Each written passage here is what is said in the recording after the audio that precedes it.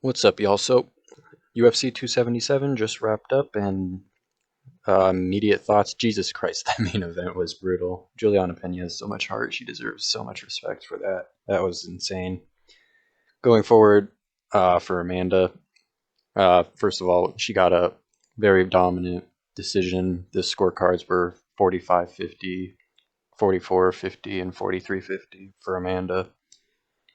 And yeah, Juliana showed she has a lot of heart, but she just couldn't compete with Amanda as far as offense went, and it's pretty sad.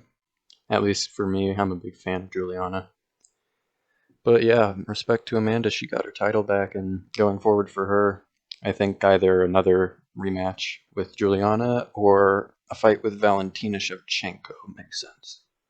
Before that, we had the co-main between Moreno and Kaikar of France, and that one was also somewhat dominant. The round one was pretty close. It was back and forth, kinda. It was slow, but I think Kai won the first 3 rounds, and towards the end of the third round, he got caught with a pretty good liver kick, and he could not continue. Moreno was crowned the champ once more, and they actually brought Davidson back into the octagon, and it looks like those dudes want to fight on the Brazil card, which is coming up early next year, I think. So yeah, that should be fun. See those two run it back. Before that, we had Lewis versus Pavlovich, and this one was kind of weird. The ref stoppage was a little early, in my opinion. But Pavlovich won. He got a TKO over Derek Lewis pretty early in the first. Prior to that, we had Pantoja versus Perez, and Pantoja, oh my goodness, he came out swinging, caused a scramble, very slickly took the back of Perez and got the hooks in with the body triangle, and he submitted him, not with a rear naked choke, but he had the choke locked in and he just grinded on his jaw. That was pretty crazy. Before that, we had Ankalaev versus Anthony Smith, and I guess some sort of injury happened to Anthony Smith, but yeah, he did not do what he said he wanted to do in that fight, which was make Ankalaev fight an actual fight instead of a mixed martial arts competition. It was pretty slow for the first round, and then in round two, Anthony tried to bring it to the ground because he had ankle issues, and he claims he broke his leg.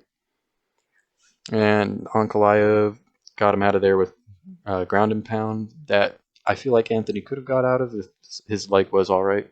He was in a weird position. He wasn't really being held when he was getting hit. But that wraps up the main card.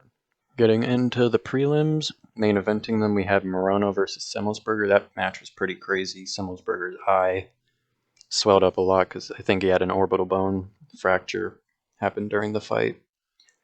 And the first 2 rounds were pretty dominant for Moreno, but Semmelsberger started out round 3 with a bang. He got a flying knee knockdown, I'm pretty sure.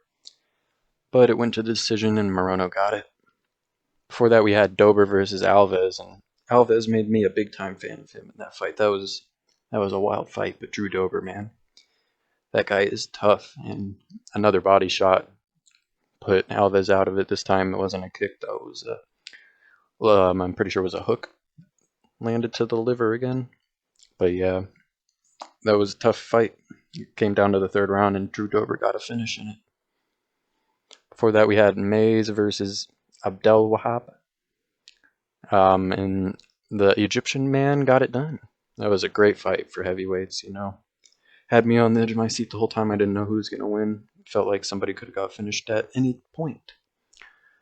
Before that, we had Close versus Garcia. That fight was also pretty close and competitive. Close got the win. DC stole my pun on the live broadcast. He said it was a close fight. I